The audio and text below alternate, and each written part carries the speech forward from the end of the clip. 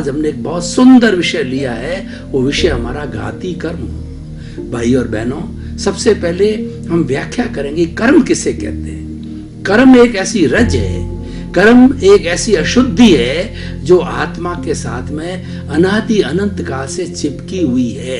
और इन कर्मों के समूह को कार्मण शरीर कहा जाता है, लिंग शरीर कहा जाता है, कॉजल बॉडी कही जाती है। और जब ये कर्म आत्मा के साथ चिपक जाते हैं तो इनको राग द्वेष भी कहते हैं, इनको कषाय भी कहा जाता है, इनको क्रोध मान माया लोग होते हैं। इन कर्मों की अलग अलग कैटेगरीज है। कुल कर्म मुख्य जो है वो 8 कर्म है मुख्य रूप से, और उनका अगर क्लासिफिकेशन करें तो कुल मिलाकर के उत्तर प्रकृतियां क्लासिफिकेशन में वो 148 तरीके कर्म है, जो कि 8 में से 148 क्लासिफाइड होकर के बनते हैं।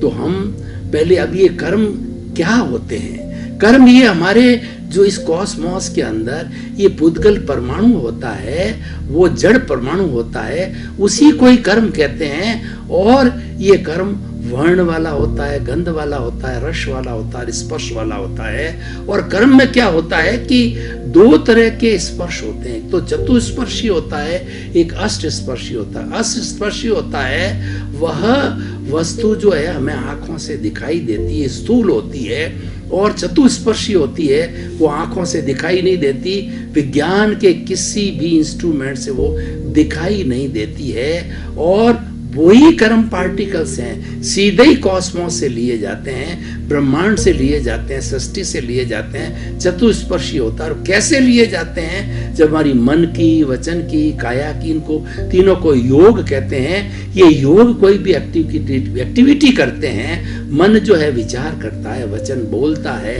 काया जो हलन चलन करती है, तो ये कॉस्मोस से चतुस्पर्शी पुद्गल जो है भीतर खींचे जाते हैं। और भीतर खींच करके भीतर जो जन्म जन्मांतर से जो कार्मण शरीर है, जो कि बहुत अति सूक्ष्म है, उसके अंदर जो राग द्वेष रूपी रज है, कर्म रज है, उसके साथ जाकर के वो मिल जाते हैं। और ये हमारी जन्म मरण की श्रृंखला जो है 84 लाख जीवा योनि के अंदर 4 गति के अंदर हम घूमते रहते हैं। जब तक ये कर्म रज पूरी साफ नहीं हो जाती है, तब तक प्राणी 84 लाख जीवा योनि में घूमता है। इसीलिए हमारा लक्ष्य ये है, अगर हम भारतीय संस्कृति की बात करें तो भारतीय संस्कृति में 4 पुरुषार्थ बताए गए हैं, अर्थ, काम, धर्म और मोक्ष।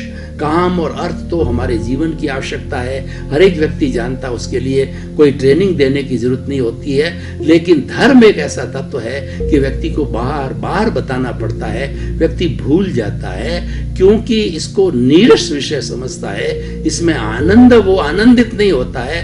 5 इंद्रियों के सुख में आनंदित होने के कारण में अर्थ और काम के अंदर तो घुल मिल जाता है। धर्म के लिए प्रवचन दिए जाते हैं, स्वाध्याय की पुस्तकें होती है, ध्यान कराया जाता है, बहुत से कार्य कराए जाते हैं, बहुत से साधु है, मुनि है, संत है, महर्षि है, और हमारे मुनि महर्षि जो है इसके बारे में बताते रहते हैं, धर्म के बारे में। और मोक्ष है चौथा, वो हमारा साध्य है, हर प्राणी का साध्य है, मोक्ष है। ये हमारी भारतीय संस्कृति ने तय कर दिया कि जो हमारी लाइफ स्टाइल, काम, अर्थ, धर्म और मोक्ष है, अल्टीमेट हमें क्या प्राप्त करना है, मोक्ष प्राप्त करना है। क्यों प्राप्त करना है कि मोक्ष में अक्षय सुख है। हमारे जीवन में जो सुख आता है वो तो आता है और जाता है, धूप छांव की तरह होता है। जब सुख आता है हम फूल जाते हैं, और जब दुख आता है तो हम दुखी हो जाते हैं। तो उस श्रृंखला से बाहर निकलने के लिए जो ये मोक्ष की अवधारणा बनी है, तो इस कर्म रज को बिल्कुल अलग कर दिया जाता है आत्मा से। तो आत्मा अशरीरी होती है, आत्मा अनंत ज्ञान वाली है, आत्मा अनंत दर्शन वाली है, अनंत शक्ति वाली है, अनंत सुख का धाम है। ये मुक्ति में चली जाती है और वहाँ आनंद में विलीन हो जाती है, अशरीरी होती है। और फिर ये संसार के जन्म मरण का चक्कर, जो कि दुख का सबसे बड़ा कारण है, अज्ञान का कारण है, उसके अंदर फिर से नहीं आती है।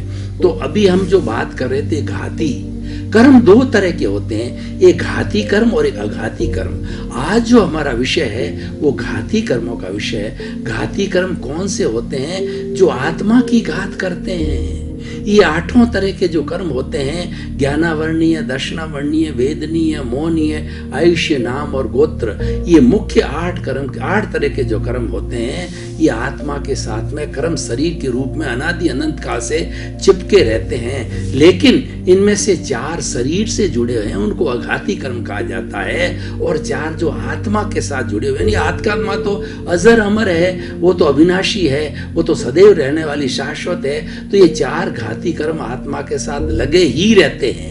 ये अलग तब होते हैं जब आत्मा मुक्त हो जाती है। तो ये क्या करते हैं, आत्मा की घात करते हैं, आत्मा का गला घोंटते हैं, आत्मा का जो प्रकाश है, जो केवल ज्ञान है, उसको प्रकट नहीं होने देते हैं, आत्मा का जो सुख है उसको प्रकट नहीं होने देते हैं। तो वो घाती कर्म कराते हैं।